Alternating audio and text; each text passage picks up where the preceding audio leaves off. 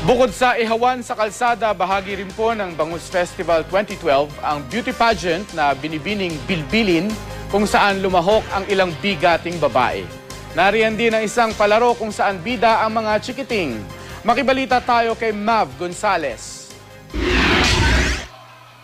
Di nawala ang ngiti ng 2,000 batang lumahok sa palarong pambata sa Dagupan, Pangasinan. Bukod sa sports activities, nagkaroon din ng magic show at puppet show. Natuwa ka ba kanina? Opo. Kasi po maganda po yung napanood ko po kanina. Ginanap ito sa Dagupan City People's Astrodome bilang bahagi ng selebrasyon ng Bangus Festival 2012. Gusto rin po natin na magkaroon ng community involvement, makatulong sa ating mga community para makapagbigay ng konting saya at konting mga regalo sa mga batang ito. Bahagi rin ng Bangus Festival ang Binibining Bilbilin Dagupan.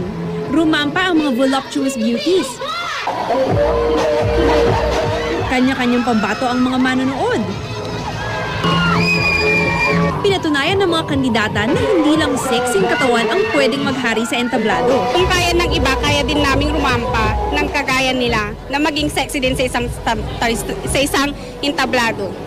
Subukan din namin na mag-pageant ng mga matataba para makita ang mga talento nila. Para hindi lang yung mga sexy girl. Sa bayan naman ng Asinggan, pinatunayan ng mga miyembro ng gay community na hindi lang sila panalo sa pagrampa. Maging sa paglalaro ng volleyball, winner din daw sila. Bahagi ito ng pagdiriwang ng Pista ng Bayan sa Asinggan. Mav Gonzales, GMA News.